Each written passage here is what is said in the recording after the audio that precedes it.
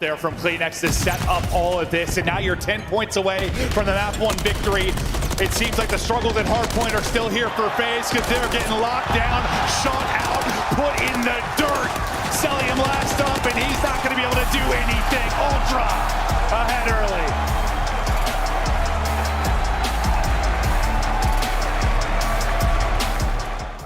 How's it going, everyone? Yeah, I'm here with Jeeven. Just gonna quickly discuss what's going on in Roster Mania. Some exciting stuff. So yeah, Jeeven, if you want, you can quickly introduce yourself. Jeeven's been go ahead, Jeeven. I mean, yeah, look, we love CDL. Well, we love CWL. I don't know what the hell it's become. But that's what we're discussing. We're in the off season now. We're going to be going into a new season. And I think this year or the next year is going to be insane. We're going to see changes that we haven't seen for the past 6 years, especially with FaZe.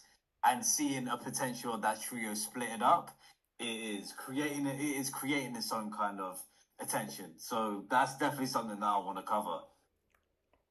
Yep, you hit the nail on the head. Oh, that FaZe trio splitting, man. That's, I've never been sad in my entire life. Anyone who knows me at all, on a personal level, just knows I don't get sad. Jeeven, you know that. I don't get sad ever in life. But that news, that hit me. That was what broke me. But yeah, either way, I'll You know what? It's weird because when you see that trio, you see that what they're capable of, and I mean, I completely understand that they haven't won a ring in 5 years. Was Cold War 2020 or 21? 21. I mean, they've won multiple events since. Still, just not champs. Exactly.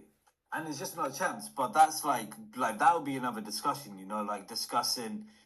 People putting champs on a pedestal and putting that ring on a higher pedestal, because you can win 3-4 events in the year. Let's just say a team wins 4 chips in the year, but they don't win champs. All of a sudden, they probably wouldn't be put into that discussion if they finish last place at champs, for example. And we've seen the case of this year, even though Thieves and FaZe both played terribly at champs and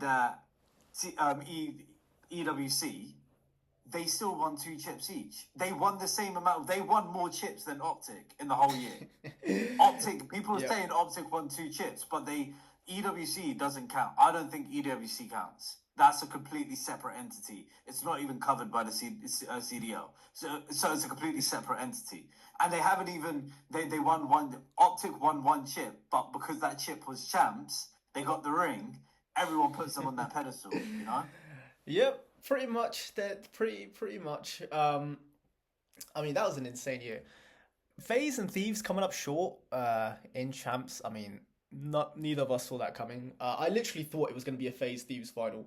Just like Major 1. Major 1 was my favourite event, just because we both watched it together. You remember? It went all the way to... That Major 1 was insane. That was all the way to a Game 7 S&D on Skyline, round 11. That must have been the closest... I mean, you can correct me if I'm wrong, but I'm pretty sure that's the closest a series has ever been.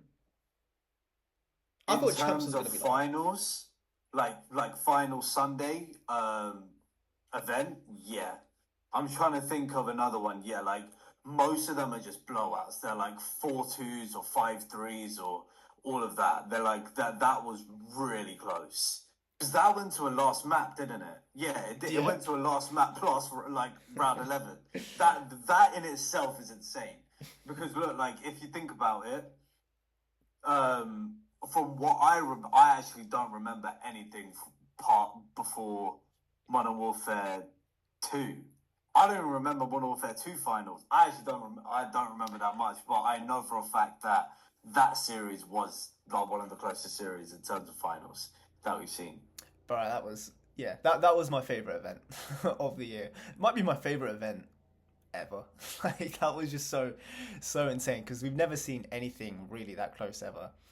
But yeah, man. Yeah, the finals, yeah. Yeah, so I'll fill you in. I'll give you a really quick summary of what's going on. So I guess you know about MC being a free agent. Yeah, yeah, yeah.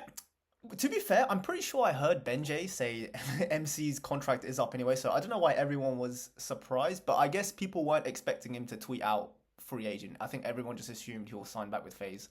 Yeah, because I think Abisi was the same, no? Wasn't he like a 2+1 or like a 1+1 or I something heard in terms of the contract? Yeah, I heard Simp and Abizi are still on FaZe's contract. So if someone wants them, they have to buy them. MC, they don't Okay, have to okay. buy him like out of FaZe. Obviously, they have to pay like his Yeah, whatever his salary demands are. But yeah. yeah, they don't have to pay FaZe anything. So yeah, there's been some talks, man. Apparently LA Thieves are gonna change things up. I've been hearing that Ghosty is out and he might be getting replaced with MC. Yeah, I mean MC and Scrap would be a nasty duo, especially if They would MC be a goes. nasty duo. Oh yeah, especially if MC goes back to his Cold War style, where he's like just completely taking over the map, and he's more of Yeah, a flex. yeah. Because I always thought I was actually always under the impression Scrap was the main AR. Is he not? He is. He is the main AR. He is the main AR. Yeah, Scrap's yeah. the main AR. Ghosty is flex, but Scrap is a very fast main AR. This is why he was the MVP of the year because he can do everything. Yep. Like he can genuinely do everything. And if you have someone like MC who plays that anchor, who will solely play that anchor, solely get kills, doesn't really give a fuck about objective. If you need that one player, like I know people will complain. People will say this and that. Oh, he's not playing objective. He doesn't care about the win. Blah blah blah. Dude, back in the day, you had slayers. You need slayers. People will compare it to like people complaining about Dashi not playing objective. That was a very different circumstance because FaZe's trio in themselves had a very secure and solid fucking setup where Celium was able to do that kind of approach of just getting kills, of slaying, making sure he was anchoring, making sure he was picking up fucking kills, not caring about the objective because he had other players that were doing exactly that. You don't need 4 players caring about the objective. No. That's not how. Not.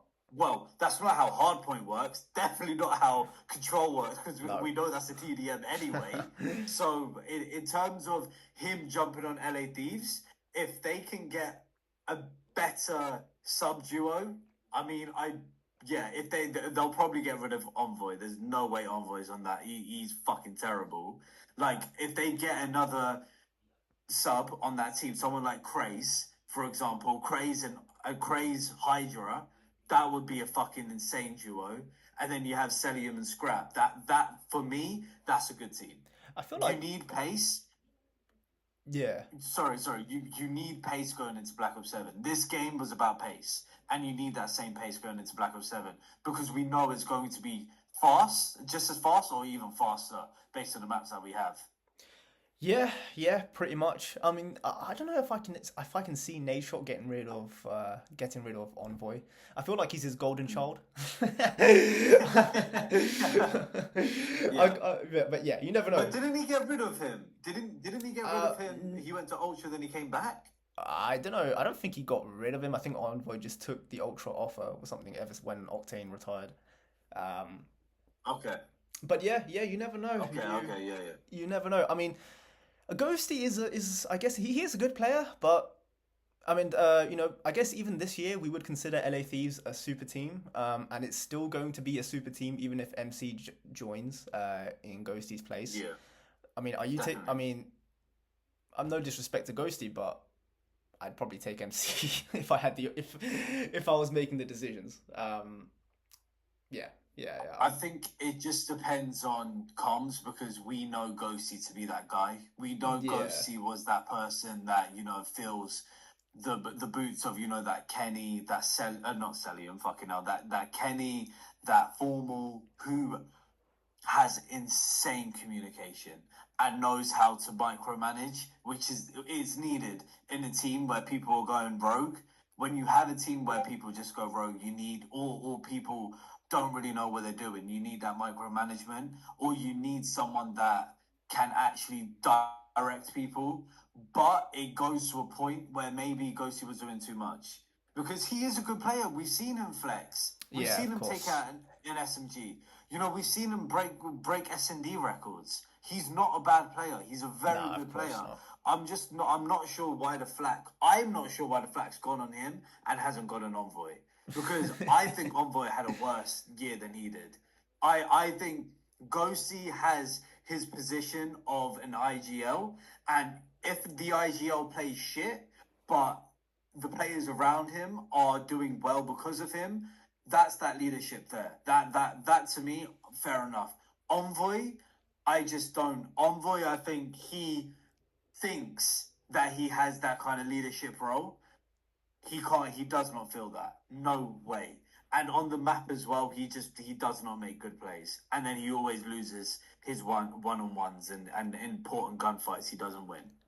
Yeah, we've seen some stinkers from Envoy this year. We did see it especially in the second half of last year as well. Sorry to interrupt, but it's not even this year. It's literally been since Cold War. We see constant stinkers from him. You think the You know, Vanguard and they're ring, not- Vanguard ring was a fluke? Look, bro, I think, bro, that Vanguard ring was a major fluke. Look at all the players from that point.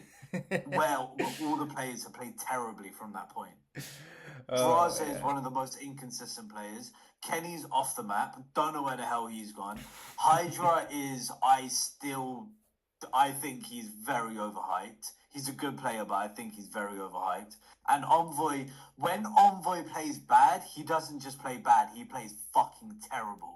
Like Yeah, we his see, good like, triple is names. amazing, and then his bad is terrible. There's no in between with Envoy. You either get a lights out performance, or you get a straight blowout. Like there's no in between with them. You think this could be Envoy's last? This coming year will be Envoy's last chance to be on a top team before he gets like LAG'd. No. He won't get LAG. He won't get hooked. He won't get hooked on LAG. Nah. That I'll tell you why, because he has so much endorsement from Optic and from LA Thieves. Like there's way too much endorsement. So even on that front, there will be other top teams that will pick him up. It's the same with Ghosty. Ghosty, if he's not an LAT, Ghosty will not be on a terrible team. Yeah, I Because agree. also you have to remember the player pool is so thin as well. Yeah, literally. Oh man, what a roster mania! And man, I've been hearing so. Abizi put out a tweet saying restricted free agent. That's also quite big news because we never thought the Tiny Terrors would split up. I definitely don't want them to split up just because of how good they are. I mean, the thing is, if I'm Abizi, I'm thinking like, right, what upgrade can I get from Simp? Like, what? Who am I gonna go team with? That's better than Simp. Yeah, and when you're looking at subs, like unless Envoy leaves and you have that Hydra Abizi duo, I can see that working. You know, Abizi Celium going to LAT. That's not a bad pickup on Nature's part, on Thieves' part. As a whole, I wouldn't want the Tiny Terrors to split up just because, you know, they haven't won a ring. Yeah, that's fine. That doesn't mean they haven't won any other events. They've won plenty of events since Cold War. Yeah, You know? yeah. And I think that should say something. And you don't even need to just look at. Yeah, exactly. You don't even need to necessarily just look at just since Cold War. I mean, since Black Ops 4. I mean, they've got 2 rings. One in Black Ops 4, one in Cold War. Multiple events throughout. Yeah. They've got unfortunate whenever it's mattered. But what makes that duo so good? I mean, we've said it before. Is that worst case scenario? If Simp has a bad map, Abizi is popping off. If Abizi has a bad map, Simp is popping off. You will never really find a game where they're both doing really, really bad. It was just EWC we saw that, really. EWC, Yeah, I don't guess, know but we said that what doesn't happened matter. to That just doesn't count. Yeah, I mean, I don't think EWC counts. Like, even if we're counting Phase's win last year, I don't think it counts because it's an external entity. So, in terms of EWC, it might be a bigger event. I think the prize pool actually might be bigger than the CDL, but I don't think it counts as something that should affect a player's overall rating, Yeah, like at all, yeah, at all. yeah. I agree. I agree completely, bro. All the MC hate I'm seeing. MC was like one of the best. I'm pretty sure MC was the best player on Phase this year. MC was a top 2 player. That's the hill I'll die on this year. See, now, it's a funny conversation because that same rationale would be used with someone like Dashi, right? Because they are KD whores. Like, what we can just say that, bro, they are KD whores. But it is their job to do that because they play main AR, and that's what a main AR needs to do: is get kills. He needs that main AR needs to hold a point, hold an area, and just get kills that are coming, that are banging the point. They need to just hold that spot, you know, and make sure that the team that spot that they're holding, the team are able to run around and not spawn out or not get into awkward gunfights because they're covering an area. That's why, you know, you saw Dashi Island a lot, especially in S&D, even though it didn't work. But like with Celium, what was the question again? I mean, I was saying that MC was a top 2 player this year, and that's the hill I'll die on. Oh yeah, yeah. No, definitely. I think every year he's top 3. Every year he's top 3. There's definitely no doubt about that. And even if that is him not you know, playing objective or doing any of that, it's him making those clutch plays, winning those 1v1s, getting those important kills. Like, people don't see on the map, a lot of people won't notice on the map when you have specific players that will just do something that they don't get noticed because their POV isn't up. But you'll see their number running, like doing something on the map, and they'll create those critical plays that will kind of solidify the next rotation, for example, or will solidify like a plant, or solidify a capture on a flat on a point. So, Oh, 100%. I think Celium's definitely top 3. Like, every year he's been top 3. Yep. Yeah, 100%. Like, thing is, what people don't understand is you need someone. Like, KD is, of course, not everything, but it is, I would say, a good chunk of it. Because let's say you're playing hardpoint, you know, you're trying to break a hill, you see 3 of your teammates die. I mean, let's say MC sees his 3 teammates die trying to break a hill. Is he just gonna go right in there, guns blazing, just gonna try and 1v4 by himself? No, he's gonna wait for his teammates to group back up. He's gonna try and play his life, get info, and then try and break the hill with his team. Like, you need someone like that. Like, KD does. Yeah, it is a factor. it does matter. It does matter. I will say now, it doesn't matter as much as it used to, because now spawns are so unorganized and they're so all over the place. You can get a full team going negative and they'll still win a series. Oh, you know, yeah. which to me doesn't make sense. You would never see that back in the day. You would never see that. If a team was outslaying another team, they would win 99.9% of the time. Yet, since MW19, I wouldn't even say MW19, I would say like Vanguard. After Vanguard, you would see so many series that go down to like the final map, the final map, and one team goes negative and they win just because the game itself is just completely changed. It has completely changed. And that's why people say nowadays objective is more important. But I would always say getting kills is just as important. Well, if not more. Oh, 100%. 110%. Yeah, man. All right. So, just to finish off, I mean, going into the next season, I mean, we'll definitely cover rest of Rostermania throughout these next few months. We'll get Nick in as well. Nick said he'd be down. Hell yeah, we'll get him in. Of course. Do you see any other super teams happening in the next season, or do you think it's still going to be Optic Phase Thieves? If Falcons put money in, I think we could see a super team on Falcons. In terms of if they're able to pick up two good players, if they're able to get a Kenny on that team with another player, I think with that duo that they have, Exnid and Pred, a very solid duo. If they're able to pick up a Kenny and then a solid main AR, if that's from challengers, like a Mamba, or if it's someone like just any kind of main AR that's up there, they will. I think Falcons would definitely do something. Ultra, I'm not really sure what's going on with Ultra. They you have who's on Ultra? It's Joey the Thieves. Insight Did they drop Kleenex. Kleenex? I'm hearing stuff that might have been Insight and Kleenex's last year's on Ultra. That was Kleenex and Insight's last year on Ultra. But don't quote me on that. I'm not too sure. Again, who are they gonna pick up? Who are they going to pick up? And who's going to pick up, realistically, who's going to pick up Kleenex and Insight? Because I don't think they've had solid years. Like, Kleenex, again, he's extremely inconsistent, and so is Insight. That, you know what? It actually boils down to that same point. All of these players are just inconsistent. Like, that's why Celium is one of the best players, because he's so consistent.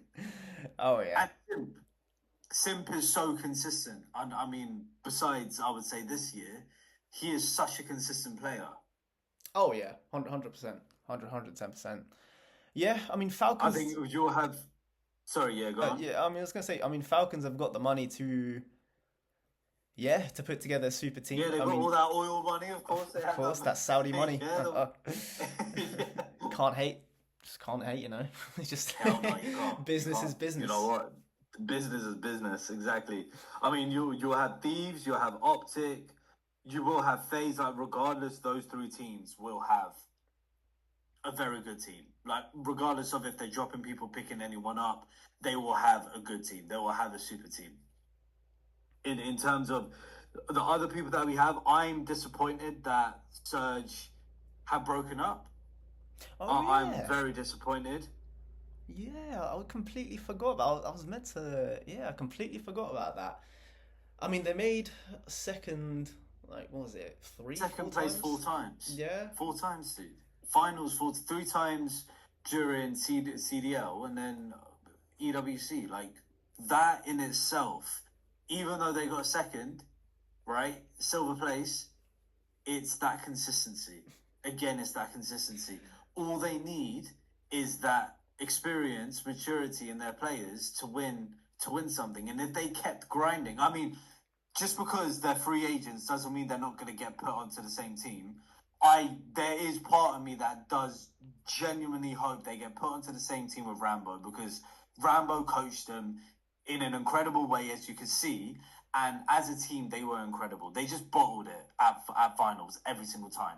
Which is, you know what? They're all young players. They're all young and they're all unexperienced. And when you have a team like that coming across in every single finals, experienced players with chips and rings, you are going to lose. But it's still that case of being consistent and having those, those law of averages. Imagine if they stay together and the next year, they get into another 2, 3, 4 finals. Out of those, there might be 1 or 2 where they'll win, because they have that experience from this year, the previous year. So I do hope that Surge stay. If they do, I would put them as a super team. Yeah, they don't have wins, they don't have chips, they don't have rings. Fair enough. They have 4 final appearances in their first year together, which is, I don't think that's been seen in a very long time. You know who the real villain this year was? Beans. Because his visa got messed up, and that's what caused Optic to be a super team, and that's what caused Surge to lose at Champs. Mate, yeah. Shout out Beans. Shout out Beans. Beans I is think the Beans needs to be picked up. He's an incredible player as well. Yeah, I He heard he is got such dropped. a good player. He got dropped from Ultra. We I'm saw it at disappointed. EWC. I'm disappointed he got dropped over Insight, just because I think he had a better season than Insight. I mean, he's definitely getting on a team. He'll definitely get on a team for sure. I hope it's more of an upgrade though. I hope it's not like an LAG or like a No, no Ravens or something. LAG and Ravens, the two riffraffs of the league. Yeah, man, you could throw Rocker in there as well. Yep. Those are the riffraffs. And you have Heretics splitting up as well, which I'm surprised about. Yeah, because that was meant to be like a Spanish team. So I don't know what's going on there. I mean, if they all do disperse to other teams, I mean, are they comfortable speaking in English? I mean, I guess. I'm sure they'll be comfortable speaking in English. I just don't think the chemistry will be there. Just because that team, I'm not sure why they just bottled it so much. Like they literally were the Grim Reapers of the top three, but it just they couldn't put it away. And there should have been times that they put it away. Because they were good, they are a good team. As a whole, they're Rencor, if he's not on the top team next year, I don't know what's going on. It will prove that it's a friendship league.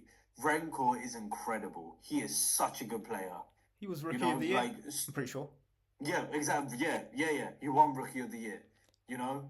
We saw Super step it up. We saw Real step it up, and who's the other player? Metals. Metals at the beginning of the year, people were, umming and ahhing about him, saying, "Oh, is he's terrible? He's not even doing this. He's not doing that." The past 2-3 series that we saw from him, 2-3 majors, he's been incredible. Yeah, and he's been consistent as well, and he's making huge plays. Team was such a good team. Such a good team. I would say competition-wise, it's unfortunate that we didn't see more wins from a diversity of teams, but I think there was a lot of competition this year in terms of the top five. Oh, a lot of even upsets. throwing Breach in there. Oh yeah, a lot of upsets for sure, especially at champs. Mm-hmm. All right, well. Actually, champs was upset. Yeah. Well, we'll leave it there, and of course, we'll be discussing more as things get interesting along Rostermania.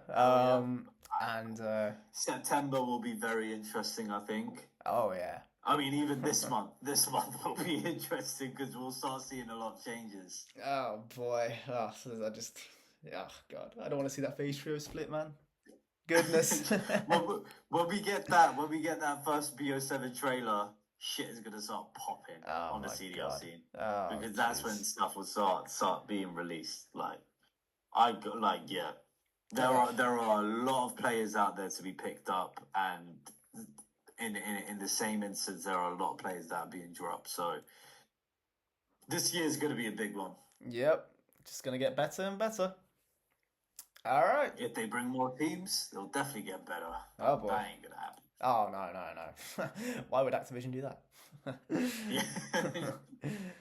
All right, guys. Well, thanks so much for listening. We'll make another one very soon, and till next time.